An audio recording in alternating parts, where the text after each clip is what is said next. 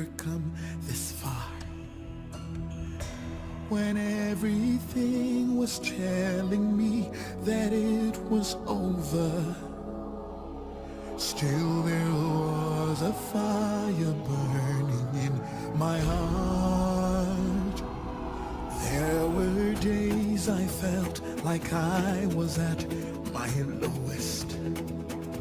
I pushed so hard I couldn't see beyond the pain. I never knew I made it high enough to notice I'm getting closer, stronger than I've ever been. I believe that I'm unstoppable. I believe I've only just begun. I will conquer, I will fly, reach my peak, I will. And there's nothing that can ever bring me down. I am living proof that nothing is impossible. I beat the odds when hope was nowhere to be found. There was a strength that carried me through every obstacle. It lets me know that it's too late to give up now. And I am not afraid to climb another mountain, to risk it all, to face my deepest, darkest fear, to live a dream much bigger than I can imagine. 'Cause I want the world to know that I am here. I believe that I'm unstoppable. I believe I've only just begun. I will conquer, I will fly, reach my peak, I will. And there's nothing that can ever bring me down. I believe that dreams are untamable. And I believe that wings were made to fly. I'll touch the sky, reach for the stars, do the impossible. And there's nothing that can ever bring me down. I'm one dream away from everything I hope to be. I am one step closer to the finish line. I know that every stride would lead me to my destiny. And I'm one reach away from taking what is mine. I believe that I'm unstoppable. I believe I've only just begun. I will conquer, I will fly, reach my peak, I will. And there's nothing that can ever bring me down. I believe that dreams are untamable. And I believe that wings were made to fly. I'll touch the sky, reach for the stars, do the impossible. I believe that nothing can. I believe that nothing will. I believe nothing will ever bring me down.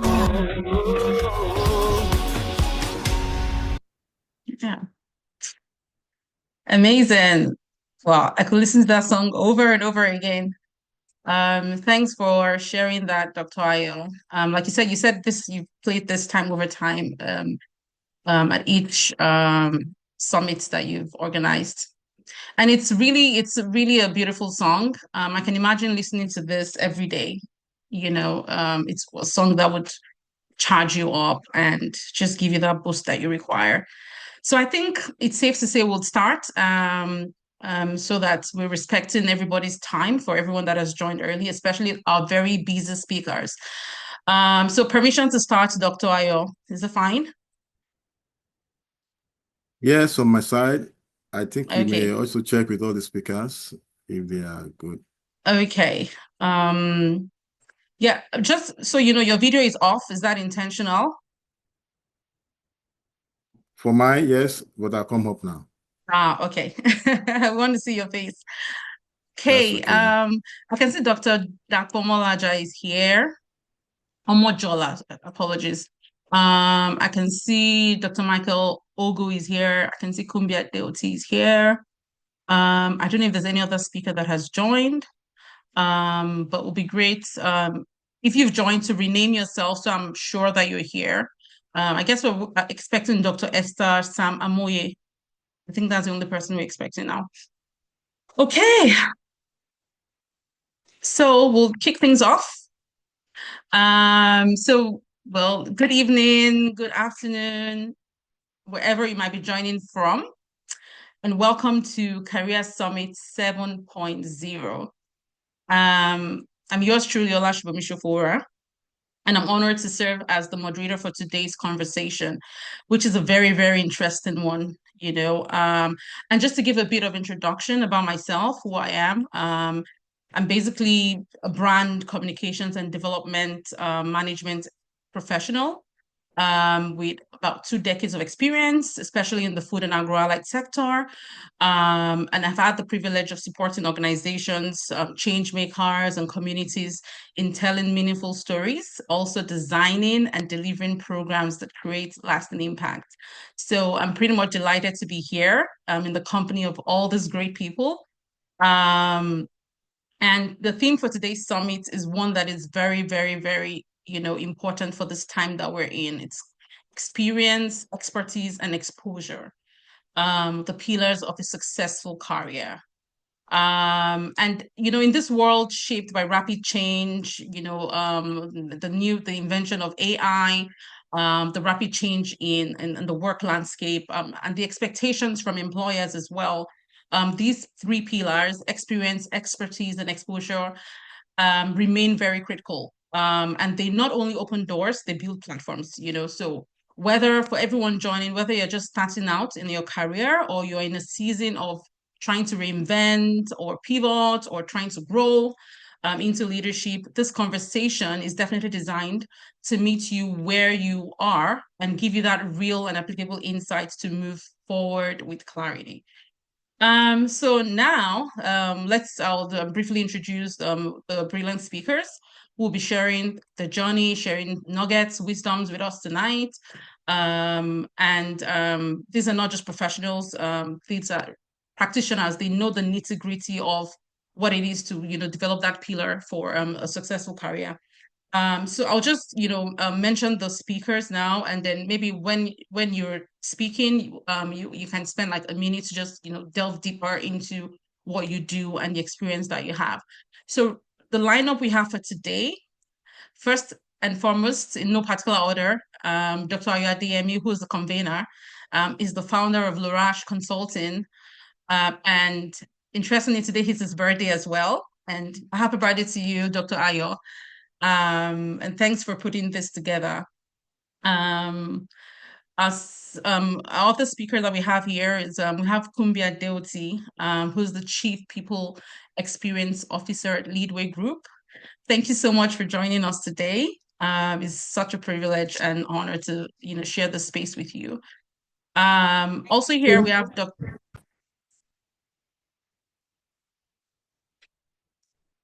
I think you're muted. I said thank you for having me. All right, you're most welcome. So we also have Dr. Dapo Omolaja.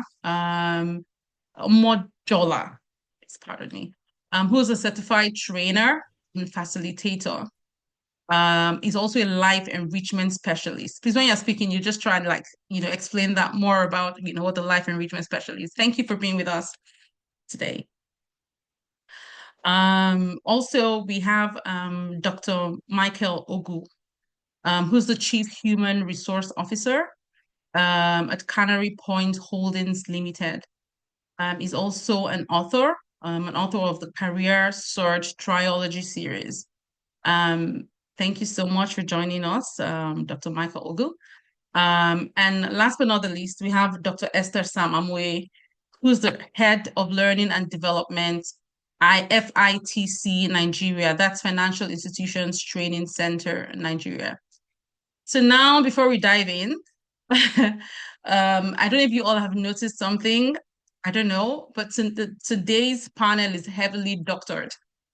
Almost everyone here is a PhD holder, doctor, and so if you're feeling like you walked into a TED Talk at some point during this conversation, you're not wrong. We have seasoned practitioners here who have the experience and the book knowledge as well. So don't worry, no exams at the end. It's just wisdom stories and plenty of insights you'll actually want to remember. So I'm super delighted to be here. For someone that is aspiring to be, to get on my doctorate degree, I'm super excited to be in the midst of you all.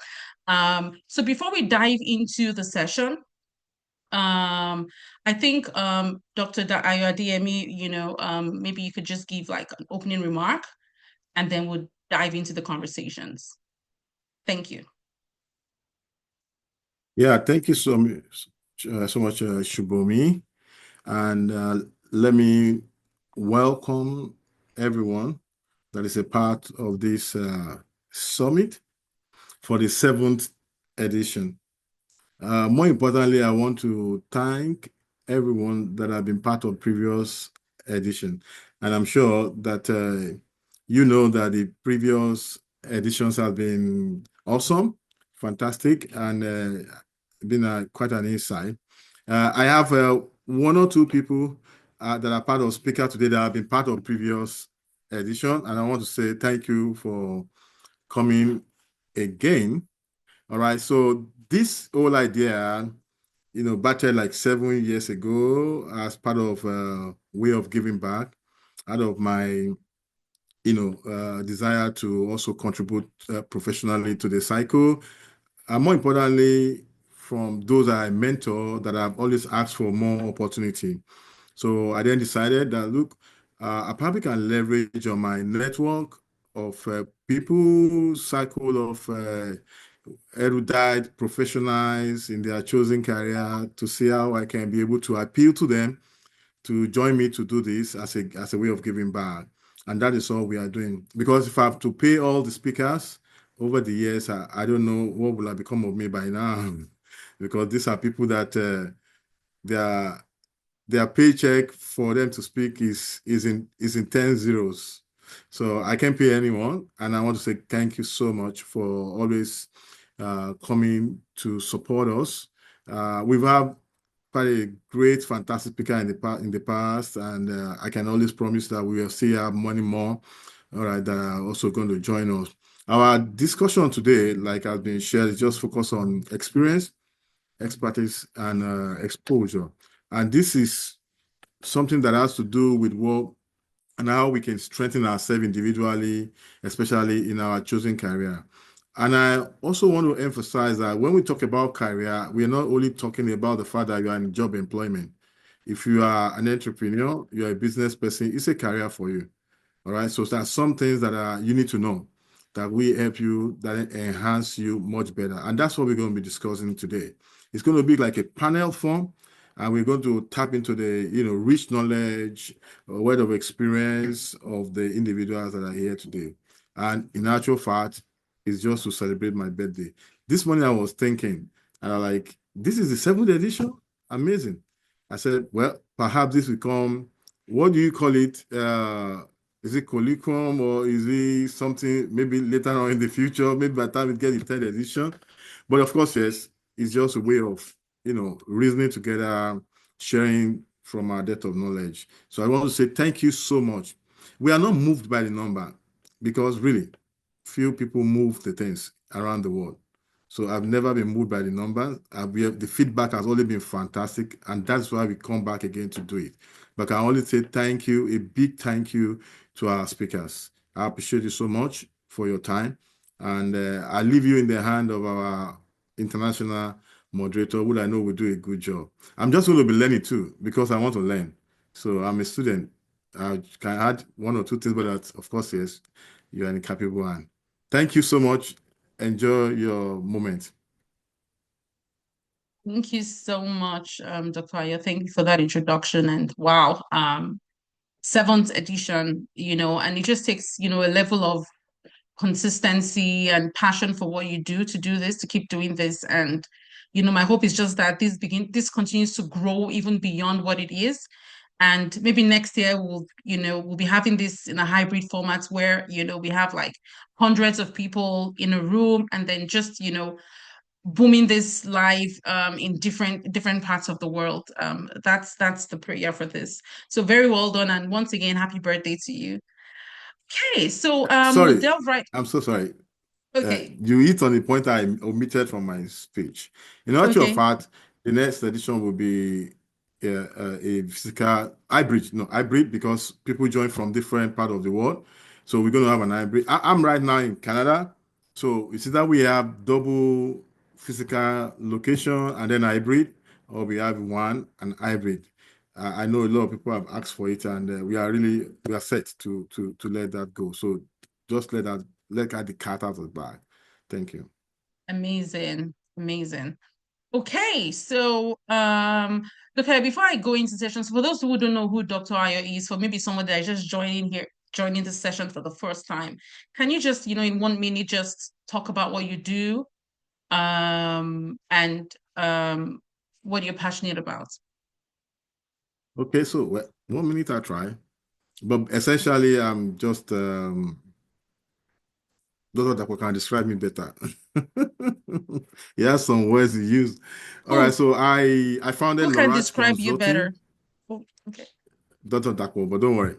Okay. I founded Lorach Consulting about 18 years ago, after I led my last major employment. And what we do then is to provide human resource support services from recruitment to performance management to training, strategy session, and anything that comes around human resource support services. And we've been doing that over the time with different category of client.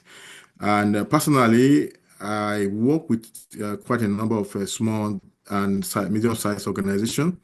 I have a passion for enterprise development, and I also have a passion for supporting the young entrepreneurs, especially those that are craving to start business, startups. And that was what earned me actually the Global Mentor of the Year in 2022, and that's my passion. And most of the book I've written center around career development and enterprise, supporting entrepreneurs and small businesses. Thank you. All right, thank you so much for that. Thank you so much for that. So now we're going to get into the nitty-gritty. And to be honest, I want this to be as engaging as possible. To our speakers, feel free to, share from even experiences, because I've learned that over time, through storytelling, you're able to things register like deeper in people's hearts. And to everyone joining as well, please feel free. If there's a question that jumps in your mind, please just, drop it in the chat box and I'll be sure to keep my eye on that. And then if you're not a speaker, just some housekeeping. Please try to just be muted so that you don't interfere with the flow of things. At the end of this conversation as well, we would open the floor for a couple of questions. So, and that's for anyone that wants to speak at that time, we're happy to call you on to ask your question or add anything to what has been discussed. Okay, so I'm going to begin by, throwing the first question to Dr. Dapo Mojola. And before you answer the question, it would be great to just learn more about who you are and what you do. I know I've mentioned, your designation earlier. But the question I was trying to throw at you is more around, um, you know, building a balance between, an ambition with patience in building a meaningful career. So there are times that, people kick off in a career, especially for even young graduates or like 3 years in your career, and you have this ambition in your head of where you want to be, but things take time, so how can people balance that ambition with having that patience in building a meaningful career. So over to you, Dr. Dapo Majola. Thank you so much, Olashubomi. And I'm glad I eventually got the placement of the name. I saw Mojola. Thank you so much. You're doing a great job.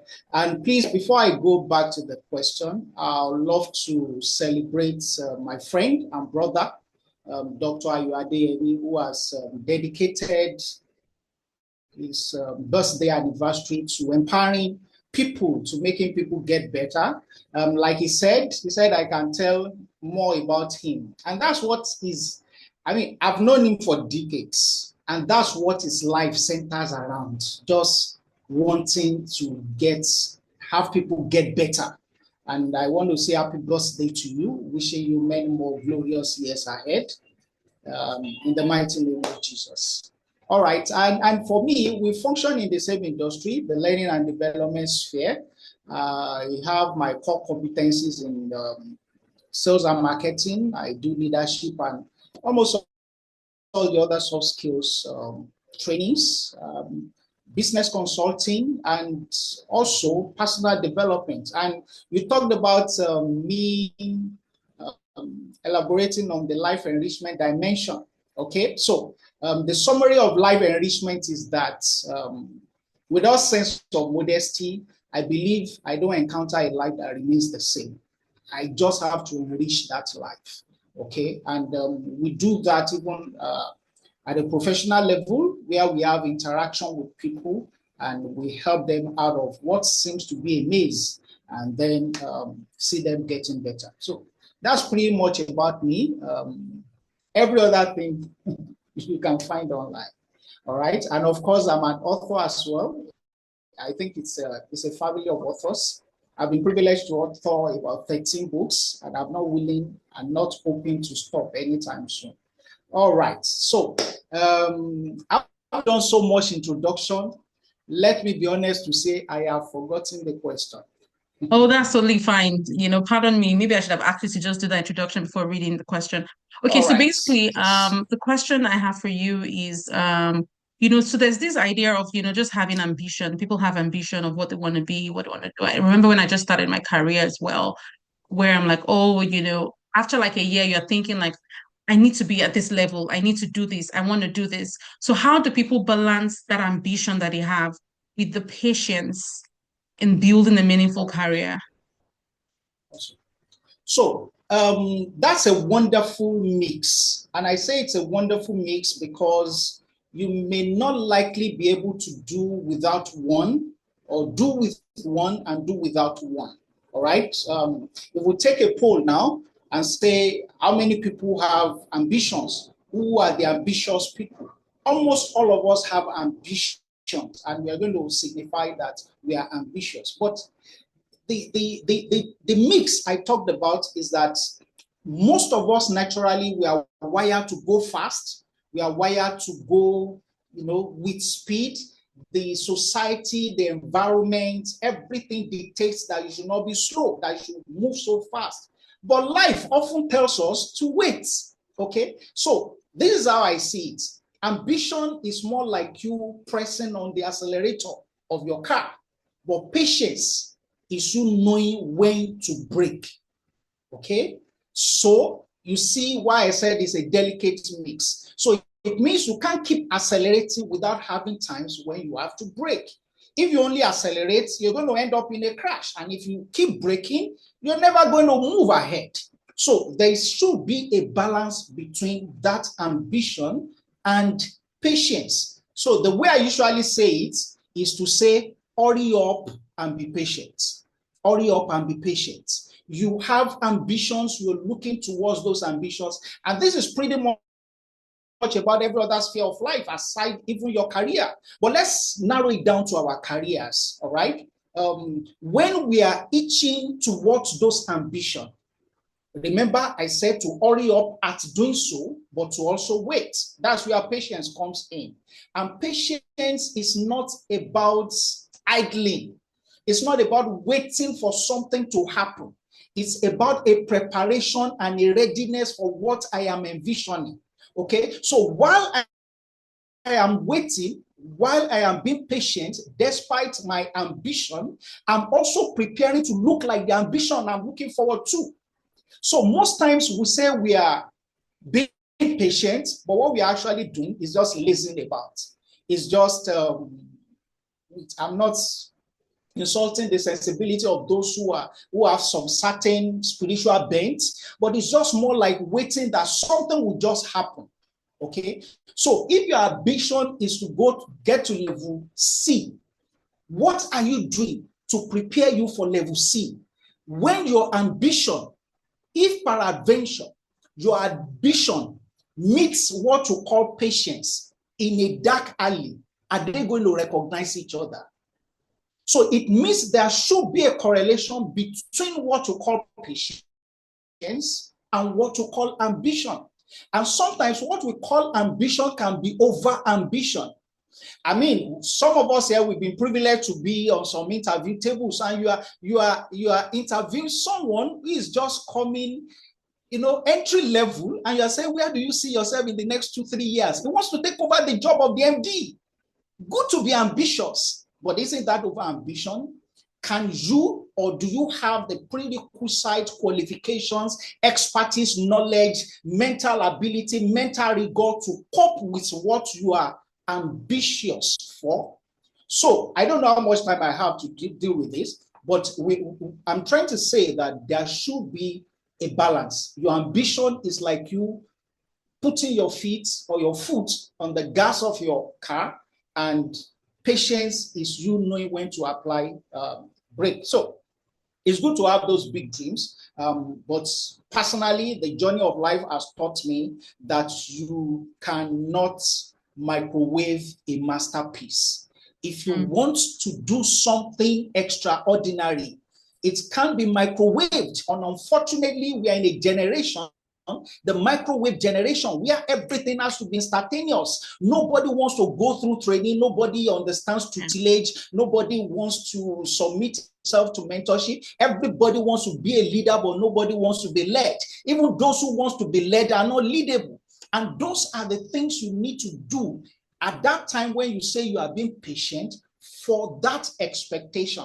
All right. So it's planting, watering. Usually what we hear is that when you sow, you reap. Yeah. Valid, great. But when you sow, you wait and reap. And that is part of the programming that put people on on an excessively fast lane, where they begin to compare somebody who is in chapter 10 of his life with somebody who's just writing introduction, not even chapter 1. Okay, because the society has programmed us to go at a very high speed, which is valid. But the balance we are bringing to it now, concerning your question, is to bring patience to it, to have the understanding that planting has to be watered. After watering, you need to wait. And it is after the waiting that harvesting can come into place. So patience is not passivity. It's not being passive. Okay, it's not folding up the arms and saying, because it's a very delicate combination and very delicate divide. Yeah. You can say, I'm patient, and before you know it, you're already going to passivity. Okay, passivity. And you can say, I am ambitious, and you're already going on the I lane that gets to the highway. So what we should take away from this is just to let us know that it is all a process. Yeah. Yeah. Thank you so much for that. That was very powerful. Someone in the chat was asking that you repeat the definition of patience, but I'll do justice to that. So basically, what you said was really, really spot on, because people could mistake patience for lethargy, like, okay, I'm just waiting, to see what happens. Yeah. But I love what you said about the analogy of, pressing the accelerator as ambition, Yeah. and then patience is you knowing when to press on the brakes. Thinking about that, I'm like, that is spot on. Like, if you're going in a particular journey, your feet cannot be on the throttle like for the entire journey. There are times you have to press the brake to overtake or to turn right or to, If there are and if there are no other vehicles, there will be bombs. yeah, exactly. Exactly, There So will be yeah, carrier even though bombs. exactly, which is something that happens time over time. You mentioned that we're wired to grow fast, but life tells us to wait at times, and those are the bumps that you referred to. So and those times are the times where you prepare. So what Dr. Mojola is saying, during those times when you're patient, it's not time to just wait and be looking. Even when a farmer is sowing, the times he's waiting, he's not just waiting, he's monitoring the plants. He's monitoring the plants for pests and diseases, he's monitoring for weeds, he's checking, before the final harvest. So basically that's the whole explanation of your ambition versus patience and how that correlates. Thank you so much, that's so spot on. I'll move very quickly to Kumbi Adeoti, so that you don't forget the question. Before I get into the question, maybe just you introducing yourself for like a minute, just talking about what you do, the amazing work you do, and your career so far, and then I'll ask the question. Okay, thank you very much. Good evening, everyone. You all know my name already. What do I do? I serve people. That's what I do. I serve people. I enable the convergence between people resources within the organization and the experience that the organization has through that the customers have with the organization, and ensure that there's an alignment. If we get people right, then service can be right when we put all other factors into place. So that's what I do. So I enable people and I enable the organization as well. So to your question.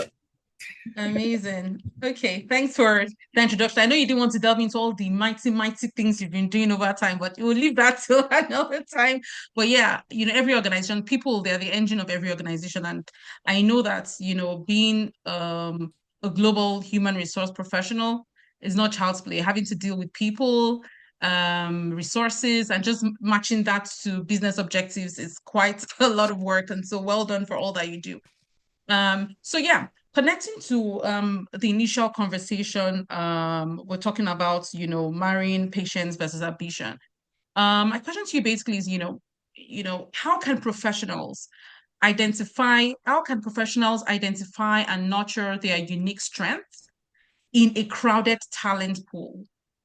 So you have a lot of people vying for, different opportunities and all of that. So how can these professionals identify and then nurture those, unique talents that they have within this whole crowded, there's so much noise, the crowded talent pool that we have? Thank you. So first and foremost is for you to identify your unique strength, you must even know who you are. There must be self-awareness and a high level of self-awareness at that. And I always encourage, wherever you are, there are many free psychometric tests all over on the net. Thank God for internet. So first of all, identify what are those things that you are passionate about. When you fill a psychometric test, it enables you to even know the other side of you that you are not even aware may exist. There are underlying factors. It's like an iceberg. There are things that you do, but there are things that have become drivers underneath that you are probably not even aware of.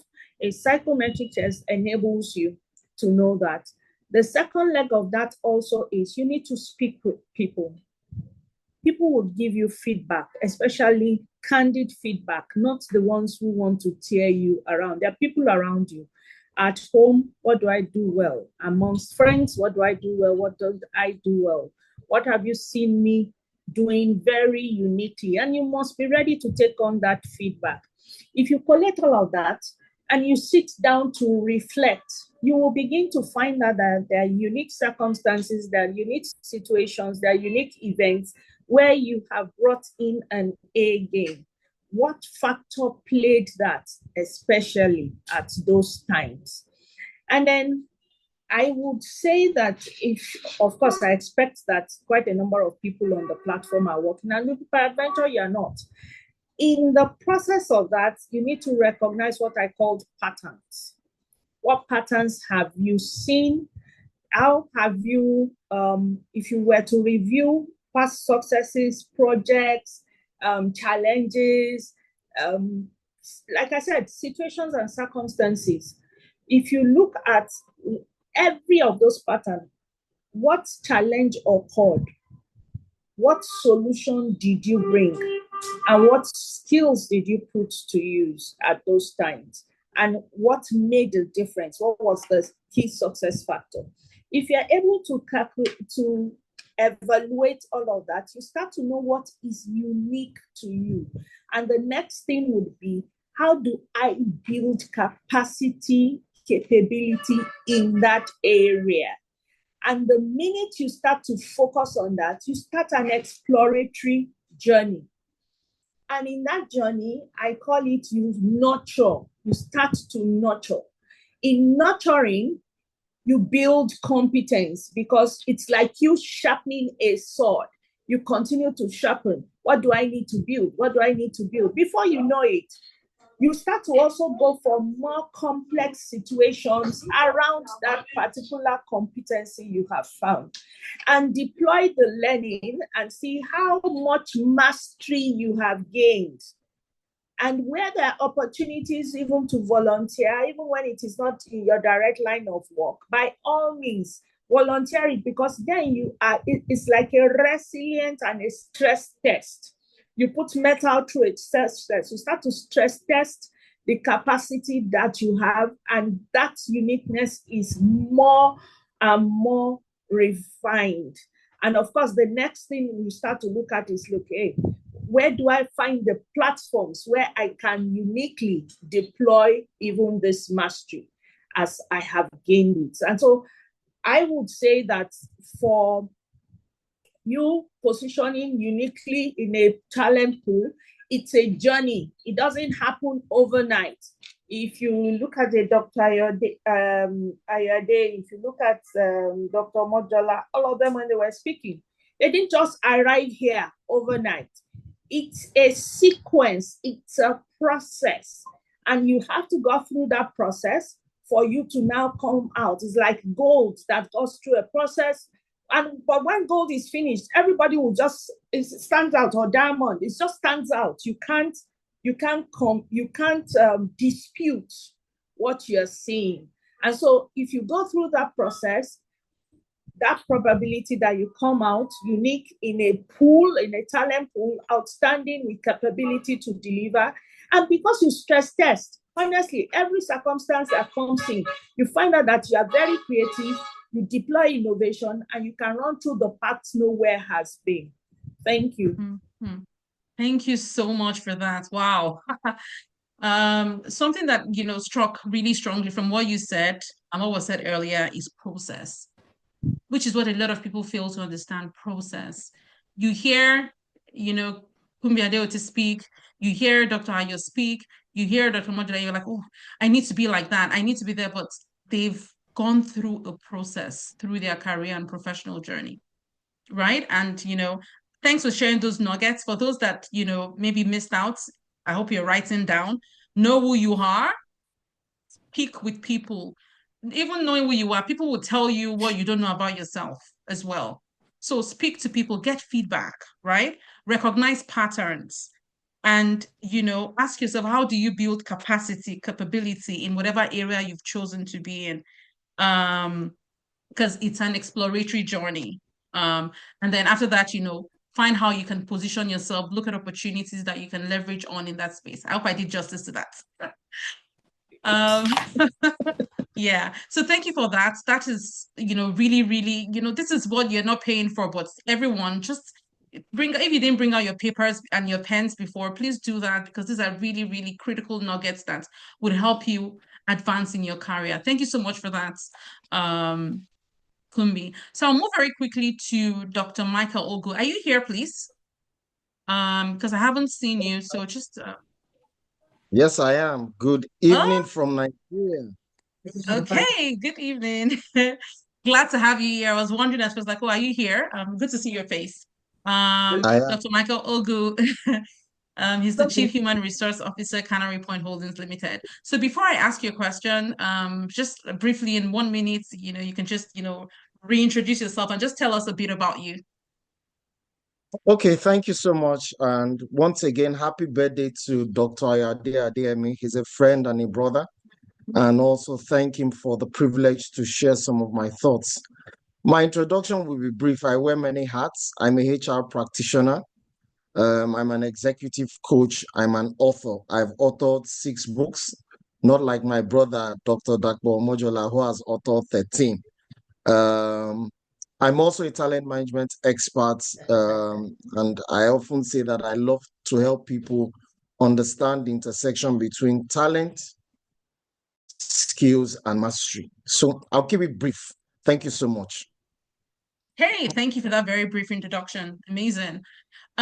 So yeah, we've talked about balancing ambition and patience. We've talked about how people can leverage on their skills to become that person that they want to be and position themselves in their career. That early on in people's career, sometimes we focus on the wrong things, right?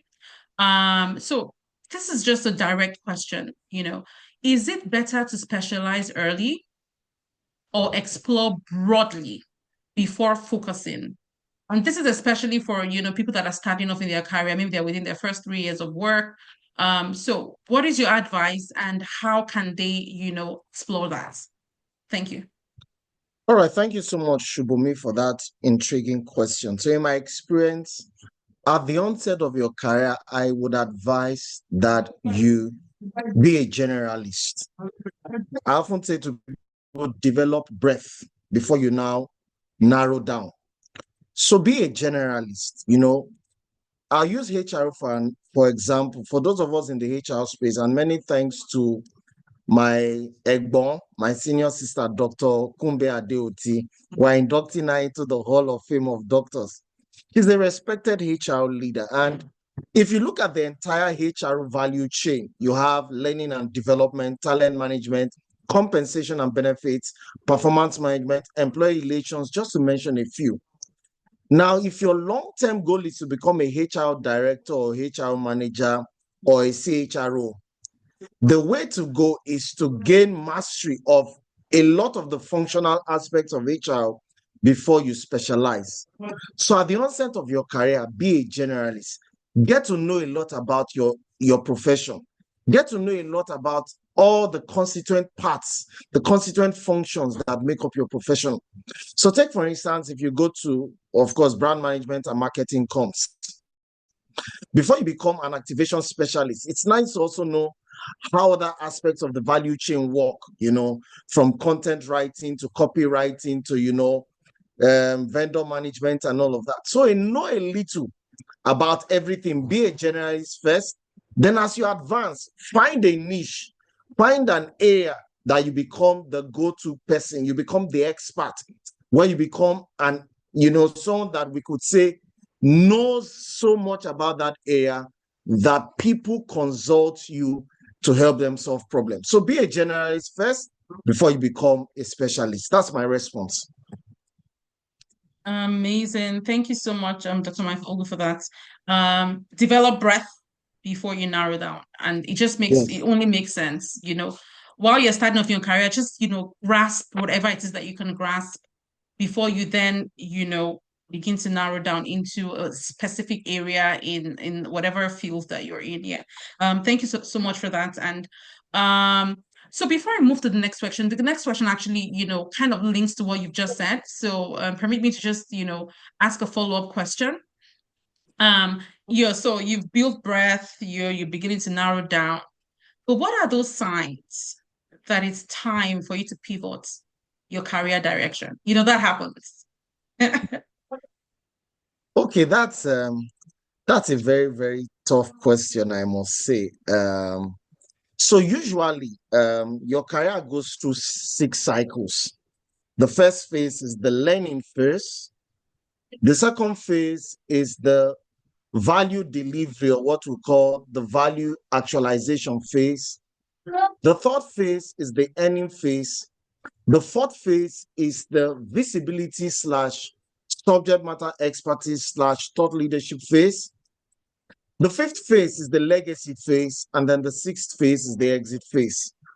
Now, I often say that when you cycle through the 6 phases of your career, most often times, 3 things will tell that you are getting towards that area where you can begin to specialize, or you have become very good within a subject matter area. Number 1 is that you have become so skilled or very competent with what you do. All right, you have become very competent. You have become so good, and most often times, it is people who judge your work or who receive your work that give that validation that your work, the work you do, all right, is top-notch, high quality. All right. The second, apart from competence, is what I call certifications. All right. Most often times, you must have an external validation, all right, on what you claim to know or you do. And that's why certifications are very important, all right? Take, for example, within the HR space, the CIPM certification puts a seal or a mark on the quality of what you do. The third C is what I call contributions, and I'm referring to the quality of your contributions, both within your organization and within your industry or within your professional group that you find yourself. So Dr. Adeoti will permit me, she's someone who the value of her contributions within our space, people know. Even Dr. Ayoade Adeyemi, he's a fellow of CIPM. They know the value of his contributions.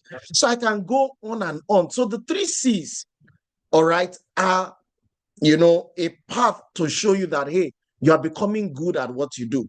All right. So let me repeat it: competence, certifications, and contributions. Why am I saying contributions? Contributions to your organization, contributions to your industry, contributions to your profession.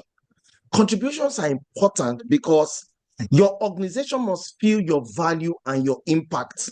They must feel the value you bring to the table. They must feel your impact. So your contributions are a marked way of knowing that, hey, you are becoming good, or you are so good at what you do.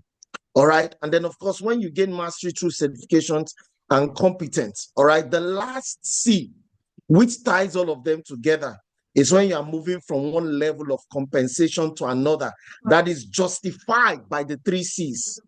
The 3 C's put together, when they move you to a higher level of compensation, you see, because Shubomi, let me say this. I said that competence, and sorry, I'm going back to competence. It just dawned on me that I did not say it. As you get to levels of seniority within your career, your competence is no longer judged by capability. Make no mistake. Your competence is now judged by a combination of capability and capacity. So let me explain. If you take 2 bottles of water, for example, one is 500 milliliter, the other one is 300 milliliter. In terms of functioning, which we call capability, they have the same capability. They can hold the same quantity of water. But in terms of capacity, they don't hold the same capacity. One takes more, one takes less. As you move into senior levels of your work, particularly when you become a HR manager, HR director, CHRO, your competence is judged by capability and capacity, that you have the strength to take on more and of course, groom other people into your role. So it's those 4 C's for me.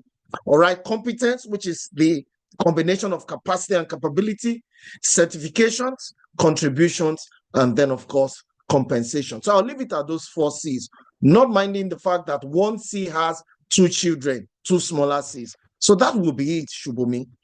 Wow. Thank you. Wow, wow, wow, wow. This is master's level. Oh no, PhD level. So permit me, Kumbi Aditi, are you a doctor as well? Because you were saying Dr. Kumbi, permit me. Or you Yes, confer? he said he's conferring. I accept that conferment. From today henceforth, Dr. Kumbi Adeoti, and that's what I'll be calling you throughout the session. You've earned it. Wow, thank you for that, Dr. Michael Ogu. That's, really, really, really amazing. So the 6 cycles you mentioned, you said the learning phase, you said value delivery, you said earnings, visibility of subject matter experts. What's the 5th one again, please? Legacy. Legacy, yeah, and then exit phase. So you need to go through all this process before, for anyone that wants to pivot, before you feel like you're ready to pivot, right? That's what you're trying to say. Yeah, so by the time you get to level 4, 5, or even from level 3, you should be ready to pivot, but maybe level 4. And those C's are markers that let you know, hey, you are ready to pivot. Okay, amazing. And for those in the chat box, I've dropped the C's there, so you can pick it up and note it down. Thank you so much for that. I'm learning myself. I'm seriously learning. For someone that has like pivoted from one sector to another, from one profession to another, it's really valid information that you've provided, and thank you so much. So I'm gonna go back to Dr. Dapomojola. Dr. Michael Ogu said the word legacy, right? That's one of the steps. So, to you, what does legacy mean? And how can you shape it in your career? Well, all right. Wow. Most times when we hear the word legacy, most of us, our minds will just, skip towards our awards, our statuses, or something we have left behind that people are going years later, they're going to go online to go and see or pick from. Okay, we think legacy is that thing that is seen or left when we are retiring. But to me, like you put the question, to me, I think legacy is simpler, even though deeper. Legacy is the story that people tell about you, okay? Especially when you are not in the room, all right? So I've said some wonderful things about Dr. Ayoadeyemi here, for example. Incidentally, we've come a long way. So we've also had time to be, one-on-one and tell ourselves our truths, okay? So I could have said those things because I want to please him or because they are the politically correct things to say, but not really because I mean it as a matter of his legacy. So those that I will say when he's not in the room are actually his legacy. And guess what? You cannot modulate it. You cannot choose for me what I think about you. You cannot choose my perception. Perception is one a cover. Everyone has choice and liberty of perception. And that is why we all have opinions, because it's so cheap. Everybody has one. So what I think and say about you, especially when you're not in the room, that is your legacy. And that's why I said it's definitely simple, but deep, all right, than what we see as, hey, what we left back, all right? It's not really what we leave behind. It is more about what we leave behind in people. So what Dr. Ayoadeyemi is doing here today is a legacy because he's doing it in people, not what is leaving behind. All right. And these are the dimensions I see to it. That it's not pretty much about what I leave behind or what we leave behind, but what we do in people. I mean, I've read books. Some of us must have seen some books that are filled with imbecilic nonsense, rubbish. Okay, that person has left a legacy nonetheless because he wrote a book. But was that book able to put something in me? Was it able to cause a disruption in me? Was it able to scatter some things on the shelf of my heart? If that book could not do that, that is just maybe a mere way of embellishing one's name on print. That is not what legacy is about. Okay, so there are some things that can shape our legacies, that can shape my legacy. So for that person in that workplace, for example, let's do some social example. Somebody left work for 1 week and his absence was not felt. All right, I know there are systems in place for somebody to cover up, somebody to oversee and all that, to fill the the loopholes. But hey, if that legacy is strong, all right, your absence should be felt, albeit minimally, but to an extent. There should be a sense that, hey, someone is not around, okay, by virtue of what he has put into people.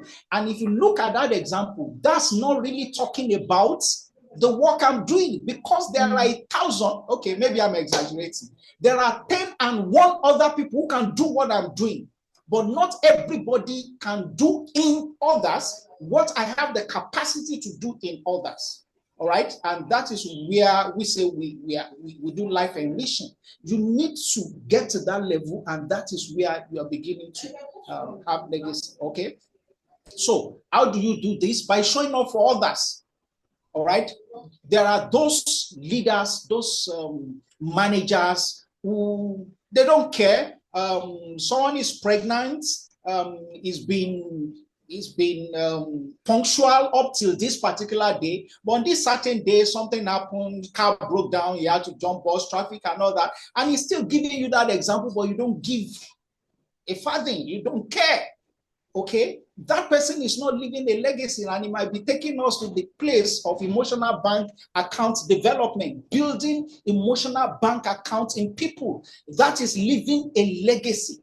So you need to show up for others. That's one of the ways to build legacy. And that is why in that workplace, they say, okay, who should lead us? And almost unanimously, people just say, "Hey, it has to be hey. It has to be Mercy. It has to be Kachi. It has to be Ebele. It has to be anybody here, Folashade," because they have seen her or him over time depositing into them by showing up for them. All right. And of course, how do you build legacy? By the way you solve problems. How I solve problems. Okay. Is it just about me having my paycheck? Is it just about me closing a deal and making money? Or is it about me wanting to make a difference? And for those of us who are entrepreneurs, that also goes a long way to determine how we do in our business. If your aim for sales is to sell, then you might be missing the mark. If you're not making a difference in the life of people, if your solutions are not attending to the pain points of people, then that may not be a legacy you are leaving behind. At best, that person comes to patronize you once and then he's going to jackpot. And lastly, I would say for you to do that, you also need to be grounded. Okay? You have to stay grounded. Okay? What are your values? Can your values survive the heat and the pressure of the environment you are existing in, or the community you are dealing in? Can it survive the pressure of the stakeholders of your workplace, of the business? All right. And those are the ways you can, there are some times you stand some grounds based on the fact that you have established values, and people may want to cut your head for it. But guess what? There is a day called tomorrow, and that day is knocking. When that day comes and they need somebody who can exhibit the kind of value that you put up then yesterday when they wanted to cut your head for standing your ground, guess who they will want? Even if they are your enemies, they will say, this is the person who can hold his ground, who can do that which we are looking for. So, fact check. What do you think people will say? Your legacy is shaped daily, not at your retirement. Thank you. Thank you. Thank you for that, Dr. Dapo. Thank you so much for that. So yeah, I hear what you said, and interestingly, I have a personal experience, and permit me to just quickly share. Please. And I didn't see legacy in that way that you've just explained it right now. You know, when you explained it, I just thought about sponsorship. You know, somebody speaking about you in rooms that you're not in, when they're making decisions in that boardroom and you're not there. You know, what legacy have you left behind? And interestingly for me, like through my career, I've found out that some of these things that you've said, you know, shone through in a lot of things that I was doing, and the opportunities that I got. So you talking about, you know, showing up for others. I remember one time early on in my career, you know, my boss just walked past and he looked at me and was like, "Why are you working so hard? Like, it's not like we pay you a lot anyways." And my response was, what my hand finds to do, I do with all my might. And that's just, it's simple, you know. And through that, like, I was able to build like a really strong working relationship and got opportunities that even I myself felt I was not qualified for, you know, at several points in my career. And that, you know, helped me greatly. You know, at some point at Flour Mills, because I worked at Flour Mills, I was the chairperson of the Women's Network, and that's a network of over 500 people. And that role came as a result of me just showing up. Just showing up, you know, it was extra work, but just showing up, you know, in growing the Women's Network. And that happened. So what Dr. Dak was saying is really, really critical, and it's something, it is real. It has happened to me. And I want to enjoin anyone that is listening to, you know, just ensure that you take note of all these things and, you know, imbibe them in through your career journey. These are real wisdom nuggets for you to grow and shine in whatever it is that you're doing. Thank you so much for those very, very valuable nuggets that you've shared. You're most welcome. You know, the unfortunate part of it is that once you have this, you just keep, you know, let me just quickly add one more thing. All right. One of the mistakes we also make as young employees or people just starting out in whatever sphere is, maybe it still goes back to what we said earlier. We don't want to go through a process, okay? We believe, you hear things like that business owner is a Shylock. You hear things like that boss is a slave driver. You hear things like all manners of things. I want to implore us to see our workplaces as a training ground. It's another school on its own. Let me not stretch it too much. Thank you. I can feel the passion. So over to you, Dr. Kumbi Adeoti. Yeah. So yeah, we've talked about legacy. We've talked about, you know, how, you know, people can speak with you in rooms that you're not, you know, when you leave the right legacy behind. And it's not necessarily about being behind, it's about what you're doing in the moment, what you're doing, even when you're like that junior officer before you become a manager. Like, are you showing up? Are you solving problems? Are you grounded? So in all of this and through my career, I've understood the importance of mentorship, right? And so my question to you is, I'm trying to grow personally too as a person and professionally and maybe mid-level in my career and all of that. First and foremost, how do I seek mentorship without appearing needy? First and foremost. And then how do I also mentor others while still growing personally and professionally, you know, and you know, what role does character play in sustaining, you know, the long-term success of that? So it's a two-pronged question, you know, seeking mentorship without appearing needy, but also mentoring others while still growing yourself. Over to you, please. Thank you, Shubomi. Interesting question you've had asked, because this is one area I play a lot and actually run a mentorship academy. So first and foremost, how do I not even apply needy? Let's backtrack a bit. For you not to apply needy, why do you need a mentor? A mentor is somebody who has walked the path, who has been through thick and thin, can hold your hand so that you don't go ahead and make the pitfalls that they have made. So you learn from their experience, you leverage on their network, and you leapfrog through your career season. They also help to expand your thoughts and mind when you need to make critical decisions. So, not to appear needy, it has to be that you're coming from a position of, where am I? What do I need to work on? And what path will take me to enable me become who I want to become?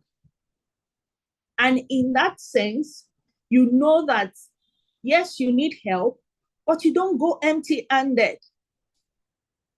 You must have something inside of you that you are willing to trade in for that time, because your mentor is going to be investing in you. So the question is, do you have the value? Do you have what it takes for that mentor to invest in you? And that is why it is not about being needy at all. It is about purpose. And purpose must be defined. You must be a person of vision. And when purpose is defined, the next thing that automatically, and I'm glad you mentioned it yourself, is character. Purpose without character in place is like a ship without a rudder. At some point, you just go anywhere, anyhow, you act anyhow. And of course, no mentor will take on a mentee who lacks character, because reputation is also on the line. I have walked this path, so I'm holding you, so you walk with me. So there will be circumstances, situations that you are going to show up. You are going to use that person. Remember, I said that you'll be leveraging the network as well, because what this person is doing is to invest and pouring themselves into you. So you can't come as if I am going to grab and I want to grab and grab me. You can't also come forward as if I can't move except I find you. No, because your purpose must be paramount. What you are taking is the learnings from that person to enable your journey of purpose. So it's not about appearing needy at all. And for me to do anything for you at all, it must be around character. And for you to have character, the things that must be evident, because it's a journey, is that there must be a plan. What do you want to achieve? Where are you going? What role do I play in you getting to that space? So it means that we will schedule time. It means that I will give you assignments. I will give you things to research on. Are you just going to keep running back without fulfilling that which we have agreed on? So there must be a set contracting in the beginning of the mentorship. The reason why we connected, where we are going, and how we will get there. And we keep checking and tracking that we are on the path.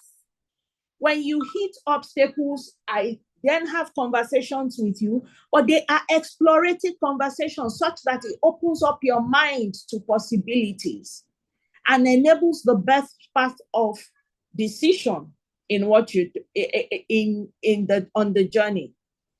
And so, because you want to learn from me as well, we will get to a point where you would say, how can I support what you are doing? Because it is in the process of supporting what I am doing that you take the learning from my character, from the way I do things, and from my experience, because storytelling will come. And you will then learn what not to do, how not to do. But if you are constantly appearing needy and dependent, you are going to be like a baby. You know how a 1-month-old baby is. They cry at everything. They want a feeding bottle. You need to change a diaper. You need to, no. A mentor does not require a liability. What a mentor needs is somebody who is focused, who is on a journey and requires the advice, the learning, the experience of from a mentee, from the mentor, so that they can also make their journey. And I use the word leapfrog. There are things they have been through in life so that you don't go making those mistakes. Now, to the second part of it, it means that you must have value to give in return. And of course, there must be consistency. I must be able to see the gradient of development happening, milestones we have set, and how you are achieving those milestones. Then I know you are taking your life seriously. Then I also know that when I have projects, I can commit it into your hands because you have proven that you can. The other side of it also is this. It's a principle that I always tell people in life. If I tell you, come and take at this moment, right? One thing is sure, you have to open your hands to collect. The implication is if you are also not giving out of what you have received, how can you take in more? Meaning there are people who are much lower than you, who are also on a journey. You've been through their path. How are you also enabling them on their own journey because you've had that experience, while you are also taking from somebody who is ahead of you? So it's quite mutual, I will say, but for value. That would be my contribution, Shubomi. And I don't know if Dr. Mojola, Dr. Ayode, Dr. Michael Lubu wants to add to that. Yeah, please feel free to add. Does anyone want to add, chime into this mentorship talk? Because it's a very, very, there's a fine line, you know, it's a very, very important topic. Okay. Yeah. So okay, thank you so much. May I quickly weigh in on that? Okay. Thank you so much, Kumbi, for, I mean, you've done a very good job on that. You've talked about the symbiotic nature of mentorship. And I think that should cure a lot of people here today. Because once people talk about mentorship, they just believe, hey, I'm going somewhere with my bucket to just go and be filling my bucket and nothing comes from me, which is a very, very wrong notion. All right. And for even that one who is thinking about mentorship, you should, or maybe I should not be assumptions and say you are, you should also be a mentor to someone. I hope you know you don't have to know all to be a mentor. So when you know how it feels, you will know, because the way I see it is that even your mentor gets mentor. All right, that's Nigerian way of talking. Those of you in diaspora, I have changed language. All right, even your mentor has a mentor. Okay, and maybe I will just talk a little about the need for one. And this is what I usually say: if you don't have a mentor, it's either you are arrogant or you are ignorant. You need a mentor to shorten your learning curve. I would rather sit at the foot of a mentor and learn all he has learned in the last 40 years, under 40 minutes. That is a clever way of learning. Rather than wanting to go through it, like Kumbi said, all his potholes, all his troubles, you want to, come on. They usually say experience is the best teacher, but they don't say my experience has to be the best teacher. I can learn from other people's experience. All right. So valid contribution. And let's have the understanding that your skill, your talent, your ability can open the door for you, but it's your character, like he said, that is going to keep that door open. Thank you. Yeah, thank you for chiming in. Very well said. And one thing I wanted to also point out is, I like that even your mentor has a mentor. You know, we're constantly learning from other people. You don't want to make mistakes that you can avoid in life and in your career. And one thing that people fail to understand is the fact that not all the time will mentorship be formal, right? So people make that mistake of, oh, I have to get a mentor. We have to. I remember one time I was having a conversation with my line manager, and was like, Shubham is even your mentor. Am I your mentor? I'm like, interestingly, you're one of my mentors. And he was like, how? Like, we've not had a mentor, mentee. I said, from our daily conversations, when I ask you questions and you answer me, when I, work on something and you give feedback, unconsciously you are mentoring me and you don't know. Because I've learned it. Because I remember when I just started working, one of the feedback, when someone gives you a feedback that you lack attention to detail. That day I went home and I cried, like, because I felt like I was someone that had really strong attention to detail. This was early on in my career. But now Shubham is the person that I would measure, not just twice, I would measure 5 times and cut once. So understand that mentorship does not need to be formal.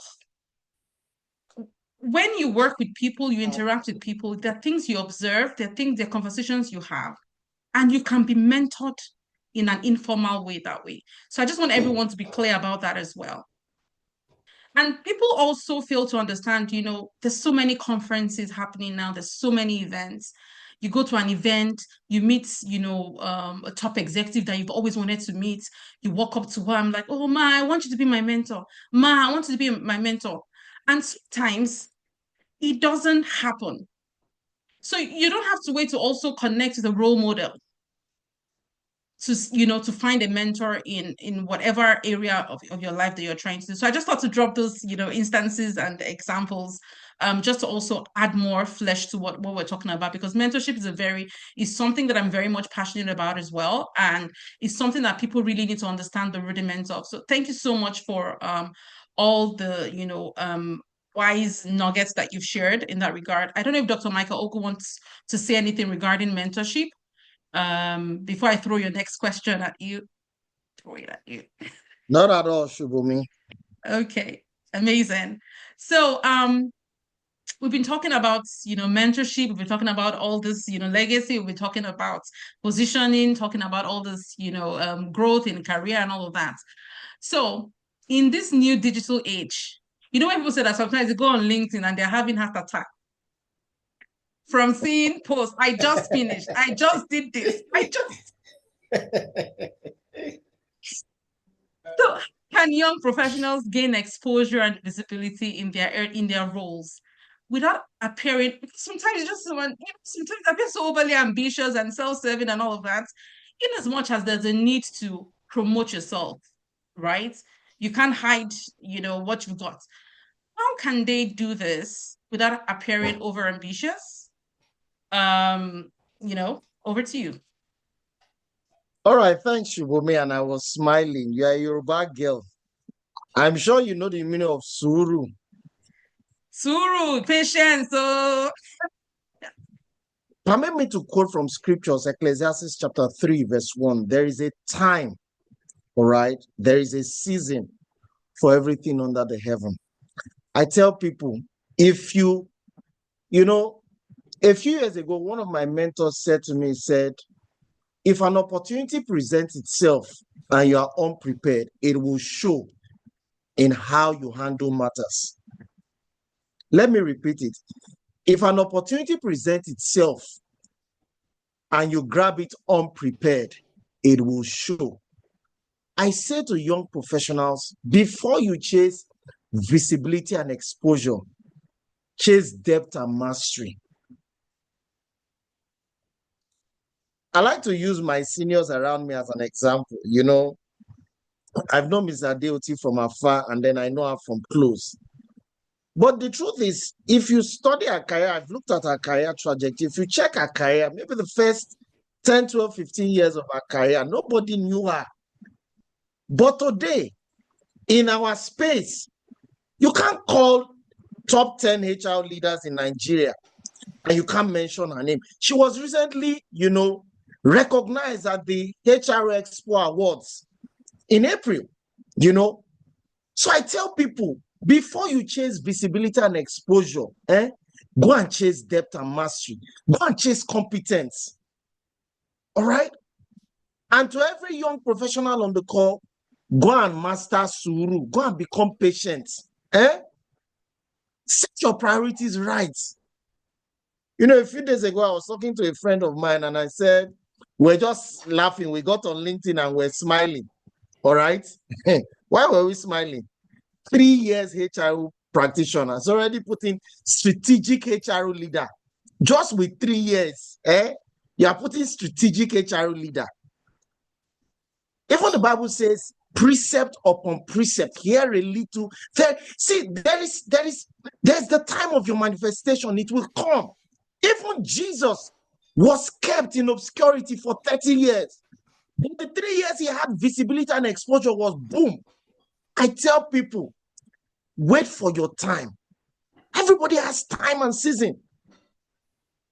If you are chasing visibility and exposure when you are not ready for it, it will show. There'll be cracks. I'm telling you, there'll be cracks. I tell people that in the early stages of your career, lay the proper foundation. Lay the proper foundation. Become good at what you do. I was telling one of my direct reports, I lead a team of 10 people where I work. And I was telling one of my direct reports, I said, at this stage of your career, it's not about how fast you can give me a report. It's the quality of the report. Is it error-free? For almost 1 week, I kept preaching the message of paying attention to details and turning, you know, error-free work. Shubomi, guess what? That person still sent me an offer letter this evening.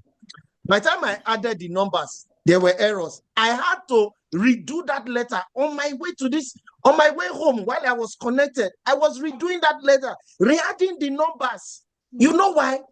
I go and give someone an offer where the numbers are more than what management has approved. It's on me. That boomerang is on me because at the end of the day, it's my signature that will be on the offer letter. I'm not the one that prepared it, but I'm the one that has signed it off. So I tell people, if you are a young professional here, wait for your time. There's the time for, you know, when the Bible says a city set upon a hill in Matthew chapter 5, permit me to quote scriptures now. There is time for your showing. There's time. If you start taking platforms, speaking engagements and all of that, and you don't have depth, people will know now. They say, featherweight here doesn't know what to say. So gain mastery. Before you chase visibility and exposure, chase depth and mastery. Once you chase depth and mastery and you are patient, those things will follow suit. They will become the natural order of things. In closing, let me just chip a little bit about what that was said about legacy. And I totally align with him, but I just drop a quote. Our greatest legacies do not lie in what we accumulate. Our greatest legacies lie in the investment in people. So those will be my contributions, Shubumi. Wow. Thank you for that, Dr. Michael Ogo. Wow, wow, wow. Whew. Okay. I can feel the fire. If anyone can feel it, just drop that in the chat box. This is, you know, this is really, really valuable information that we're sharing here. Depth and mastery. You can't rule that out, you know, so it takes time. Suru, patience, it takes time. So hone your skills, keep getting better, build depth and mastery before, you know, you begin to shout and make all that noise. across the digital media space and across platforms. So we're going to be wrapping up pretty much soon. So I think I'm going, before I throw the last question, which is more like a wrap-up question, Dr. Ayo Adeyemi, you've been very silent. I know I had some questions for you, but I just said, let me, pity you small today.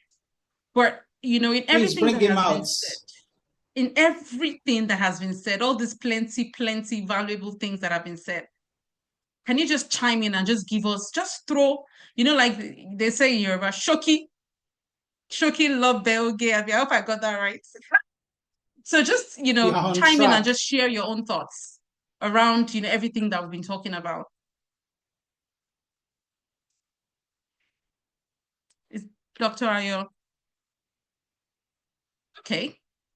Let me give you some time to think about that. Let me give you some time to think about that. Oh, okay. So I just got a message now that we have Lady Haba here. And that you would like to, maybe share some thoughts. Please, the floor is yours. Thank you for joining us. I hope I pronounced it right, Dr. Ayo. Lady Haba. Right? Also here we have Queen Mother Adejisola, who's the President Council of Africa Professionals. Thank you for joining us, ma'am. Would you like to chime in? Would you like to say, a few words? We'll be happy to hear from you.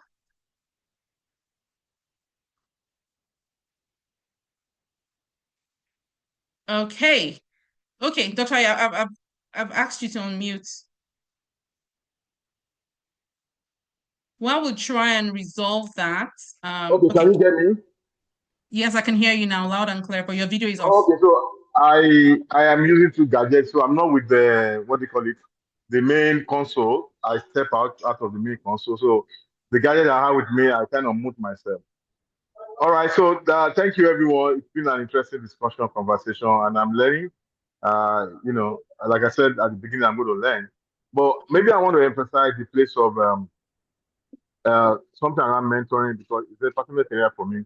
And more importantly, around the three pillars we are really discussing. And I like what Dr. Mike Ogu says. Before you push yourself forward, you need to work on yourself. There are many people today that claim thought leaders. And then you ask yourself, what exactly is the thought?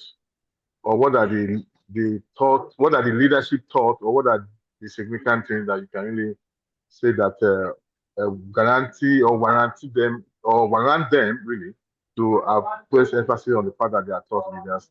And again, yes, we are in an age of information that possibly you can easily get information, but the truth is that there is always the need for you to also go through that mining, we call it mining process, where you get yourself more grounded, more groomed, and of course that has to do with mentoring. But when you look at what we call experience, the exposure, and the expertise, I think these three components are things that it doesn't just happen. That I read book, that I attended training, will not give me all of these three. The place of training, the place of experience has to be that hands-on, right? Sometimes when we put out advert, we say cognitive experience. Some other time we just say experience. Of course, there are difference between cognitive experience and when we say experience, all right? And more importantly, when it has to do with a specific field or an area of expertise, all right, also experience matters. I always say to people, try to get a bit of everything or every aspect of either your profession or even life, as it were. Know something about government, know something about economy, know something about policy. Try, but as much as possible, you need the depth, because the depth of what you know really what will push you forward or further. And if you even take an example of our professionalism when it comes to HR practice, when people say they are general, I say, yeah, that's good. You can be a general, but what is really your core? Because at the end of the day, you want to have a core, which is your area of your main expertise. When you know everything about all of that aspects of it, but what is really your core, which is very, very important. And that's for me, I'm quick to say that, look, yes, I have this knowledge of every aspect, but this is my core. I'm probably be open to learn more from other people. Okay. So when you go for when you push yourself forward for certain positions, and there are questions and a conversation around what have you done, your expertise, your exposure. I said to people early, some years back, I do a lot of traveling. And I said, travel is very expensive, but I do that because of exposure for myself. All right, so that it will expose me to some other things beyond the fact that the place of pleasure, the place of vacation, but it's also helped me to get exposed to some things I probably will not learn locally or learn within my regular cycle. All right, so all these three are things that are very fundamental to our growth, both in career, like I said earlier, in business as well, and even whatever you have chosen. All right, any aspect you have chosen, these three aspects are very key. And I'm only going to continue to encourage people that, as much as possible, strive to see how you can get that. At least we can learn, maybe through mentoring. You can listen to people's experience and then be able to leverage on that. But the expertise, you need to really get yourself involved, get yourself deep into it, pass through the process so that you can then come out refined and then much better than whatever you are now. I will drop here because I can't speak. I will chat all over again, and then tomorrow I'll still be talking. Thank you so much, moderator and everyone. These are my few thoughts. All right. Thank you so much for those valuable thoughts here. And you can't overemphasize the importance of exposure. You know only what you know. And like they say, knowledge is light, information is power. So you know only what you know. So exposure is definitely very, very, very critical in career advancement. Open your mind, learn. Like even if you can't afford to like travel far and wide internationally, you can travel through books, for example. You can travel through what you watch online. You're not always just maybe on Instagram. You're, checking, the latest gist. There's so much resources we have within our control that can help you travel far and wide without leaving your current location. And when the time comes that you can afford to like travel far and wide, then that would happen. But like Dr. Michael Ogu said, Suru, patience. It's a process. Thank you so much for that. Before I throw the closing reflections, there's one question in the chat box that I would like to ask, and any of our speakers can answer this. And the question is from Mercy Damukoli. And it's, in our current age, where it's the young professionals that have more visibility and they're the ones that most times share their wins about jobs they've gotten. How can we balance promoting ourselves and then gathering depth and mastery? I know Dr. Michael Ogu had talked about, it has to be, depth and mastery. So maybe you can, if, anyone can shed more light on how to actually balance that. What you need to do. I don't know who would like to answer that question. Dr. Michael, since you spoke to that. Or Dr. Kunbi, right, please go ahead. So one of the things I'll just say, and of course, Michael can come in to add more on this, is the fact that when you're working on projects, take out your key learnings and write it as a story. You start to show that you have learning capability and your potential to take on bigger things also exists. So it's about what you're doing today. So you're writing the story as I am learning, and this is my take on, and I look forward to the next big assignment. So it's not necessarily that you're changing jobs. You are building capability, as we mentioned, till you can get to the point of competence. And most people want that. They want somebody who is skilled, not just skilled, somebody who is open to learning. Because when you stop learning, you start dying. That's part of the challenge we even have on this side of the divide. Do people really want to learn, or they want to blow, as we call it, So that would be one of my own advice to you. Thank you. Yeah. Thank you for that. Yeah. It's not about just, wanting to blow. what impact do you really want to make? So I don't know, Dr. Michael, do you want to chime in?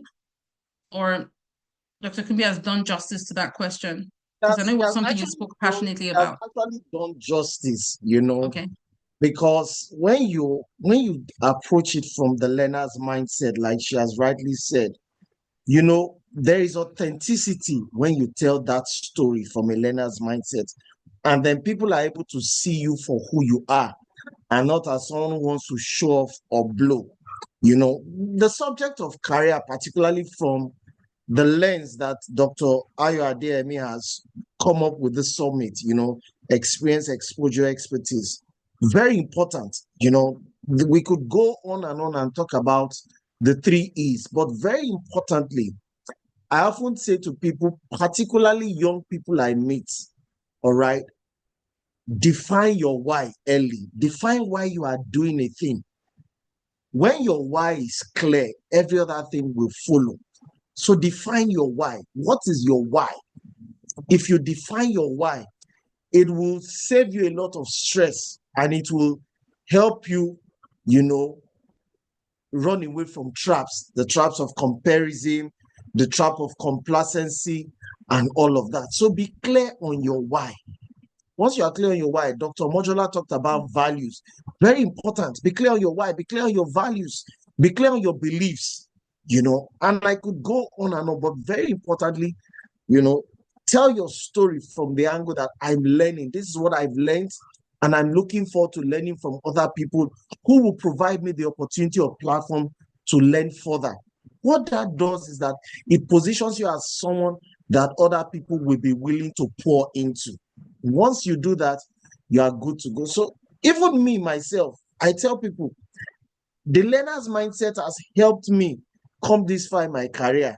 And talking about mentoring, I have mentors who are Gen Zs, who are very good with tech. So I don't claim to know everything about tech, but hey, once it comes Absolutely. to tech, I have Gen Z. Yeah. I have Gen Z mentors, and I can tell you I learned a lot from them. So that's it, Shubomi. Thank you. Very well said. And yeah, interestingly, your mentorship is not just vertical. Like it could be horizontal. Yeah, there's reverse mentorship. Yeah. Amazing. Thank you so much for that. I'm sure Mercy, that's your name, right? I hope I believe that the speakers have done justice to your question.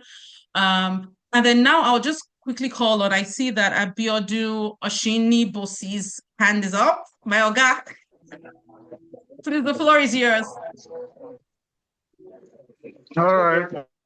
Thank you very much. Thank you very much. And it's a pleasure to be here. I joined in late, but the few minutes that I've been here, I've also learned one or two. And I just want to add this bit, okay? As we grow in our career path, it's also important to develop the right attitude. Because the honest truth is, no matter where you get to in life, there are some people that have been there, there are some people that are there, there are some people that will also still get there. And what separates you at that point, or what the differential at that point, is your attitude. And attitude speaks to how you relate with people, okay? For example, I'm a project manager. I have a team. How do I manage my team to achieve excellence at all times? Okay, we all have different temperaments.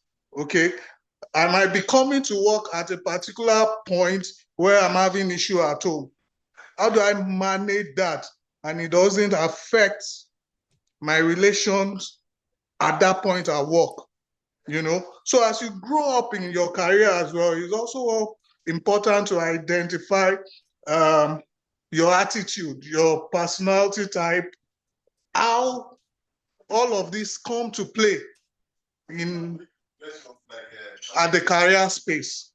Okay, so it's important as our guys, as we grow up in our respective fields and at different levels, to identify what makes us tick. and different beyond those add values that we have. So soft skills in terms of attitude, IQ, and all of that plays an important role. I mean to say that we just need to be conscious about all of those skills as well, beyond those key ones that everybody will be looking out for. Thank you. Thank you so much. Thank you so much, Mr. Abellini. It's good to hear your voice. I'm super happy that you joined us, and thanks for sharing those interesting perspectives to this. So yeah, I would open the floor to Abubakar Sani as well, and then we can wrap things up afterwards. Over to you, please. Let me ask you to unmute. Okay. Please go ahead. Good evening, my respected colleagues. Good evening. Good evening, esteemed professionals in the field of human resources. Thank you very much for this insightful presentation. I really appreciate, and I would like to say special thank you to Dr. Kumbi Adeoti. In fact, I know this woman when I attended my induction as an associate member of the Chartered Institute of Personnel Management. That was in the May 2024. Up to today, what she has informed us there was in my mind and in my body. She said we should continue to develop ourselves, because if you stop learning, you will not become relevant in the industry. So thank you very much. I really appreciate, and I wish you best of luck. Thank you so much, ma. Thank you so much. Thank you so much. Thank you, Abubakar. Yeah, welcome, ma. You are doing well. Please keep soaring. Thank you so much, ma. I'm grateful. That's so heartwarming to hear. Thank you for sharing that testimonial, Abubakar. It's great to hear, feedback like this, and kudos to you, and thank you, Dr. Kumbi Adeoti, for everything that you're doing within the human resource industry. So to wrap things up, I have 3 questions actually, so I'll just throw whichever one to any of our speakers. And then, we can just wrap things up. So you can just answer that within a minute, thereabouts. So, who do I throw the first one at? So, Dr. Dakwa Mochola, if you could give your younger self one piece of career advice, what would it be? Wow, this is deep down home. What would that be? Tenacious, to be more tenacious in what I actually believe in. I think that would be the advice I'll give my younger self, because my younger self was a little shifty. All right, my younger self was yielding too many grounds to uncertainties. I think my younger self played a lot of so I will have advised my younger self to be more tenacious. Yeah. More tenacious. Thank you for that. So those that are early on, that's one advice he would give himself. So note that. So the second question I have would be to Dr. Kumbi. So I know through your career, I'm sure you've read so many books, you've listened to podcasts, their quotes. So what book or podcast or quote has transformed your career mindset?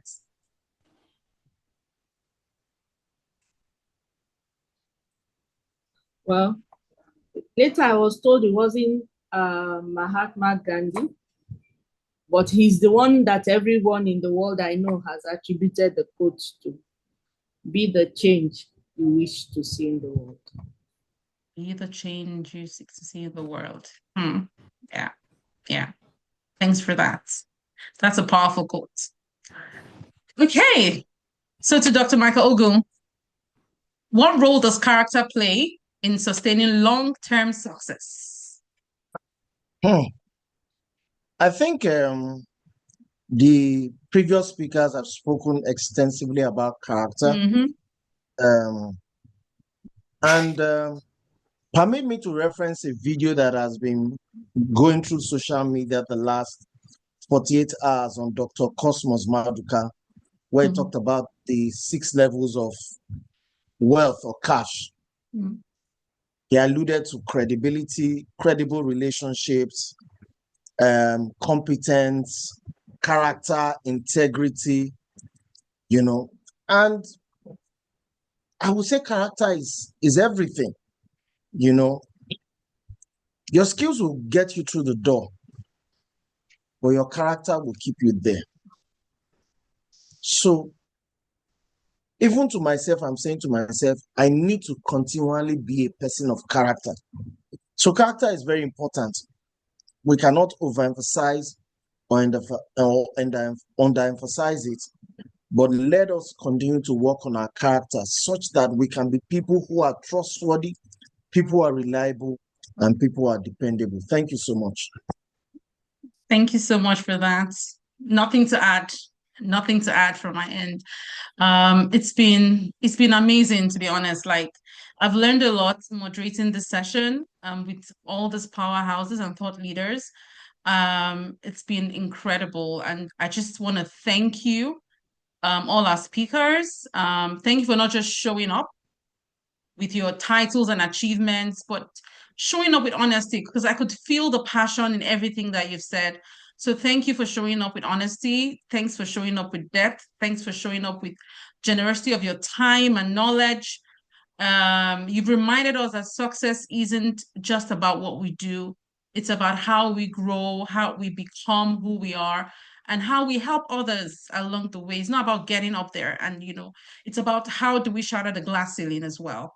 So, to everyone that's also joined, thank you for investing your time and attention. I do believe, I know because I've learned a lot, that you've learned a lot from all these conversations. And thank you for, giving me the honor to moderate the session. I will hand over the platform to Dr. Ayo Adeyemi to give his final remarks, and then we can call it a day. Thank you so much, everyone, for having me. Yours truly, Olashubami Shafora. Thank you.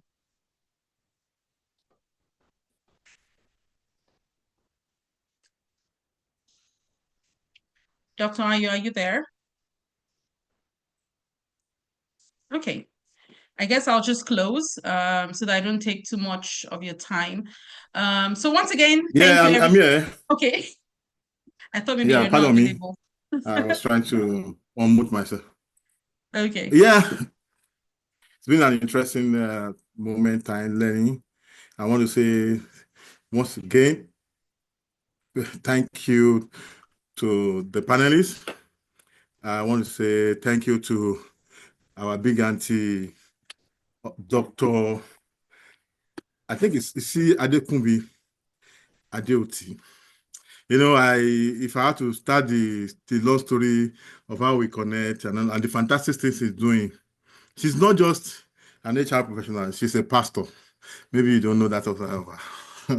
And she's got a great platform mentoring a lot of people. Thank you for what you do, to support the career-minded people. I always appreciate and celebrate you. And I know this was so short. I told her let's assemble 2 hours. And like, hey, doctor. I said, okay, all right. It's my birthday gift anyway. So I appreciate it so much. Thank you. Dr. Our board member in CIPM, Dr. Mike Ogun, congratulations on your second your re-election, to the council and for the things you are also doing. He's also the founder of AEHRP. Sometimes I mix the full meaning of that. Maybe you will tell us before you go. Thank you for your support at all time. And my partner in progress, Dr. Dakwa. You know, you've heard from him. We are doing so much together, and he always got my back. Thank you for your time. Our moderator, we can't thank you enough for making it interesting and, you know, lively. We appreciate you. For everyone that has showed up, I want to believe we are able to gain one or two things. So I thank you for your time. This is, for me, is part of my birthday celebration. So if you showed up to actually celebrate with me. Much more that you also taking or getting something. So I thank you for your time and for being part of this 7th edition. I hold some people apologies. I know they're not here. We have over 200 people that registered. I think many of them did not check the joining details on the flyer. Apparently, they were probably waiting for another link. So I probably will take responsibility for that. But of course, it's recorded and we will always share. Let me also thank my supporting mother, the Queen Mother herself. I know she's hiding. You call her, but I guess it was very, you know, I will please now. Impromptu for her, but I know she's there and she's getting everything. So thank you for your time. Everyone, I appreciate and I celebrate you. And we can always get better. Thank you so much. And see you for the hybrid edition 8.0. It's going to be bam. I promise it's going to be bam. Thank you, everyone. Yeah, just a moment before we all go, please, all the speakers, if we can turn on our videos, I want to just take a picture, like a snapshot of everyone. We'll do that first, and then I'll do one for everyone that joined that wants to put on their video. So I've put it in gallery mode. I'm hiding non-video participants, so all our speakers. Yeah, I think we're all here. So I'm just gonna, Dr. Mike. where's Dr. Mike? Put your video on. As many people that can, please put on your video. Yeah, I want to take one of the speakers first, and then I'll take one of everyone. Okay, then that's fine. Yeah, just a moment, please. Is Dr. Mike still here? Maybe he's left. Okay, so I'll just take off 4 of us. You put on your video? He's still here. Oh, he's still here. Okay. Yeah, I can see. Dr. Mike, are you there? Your video, please. Let me stop recording.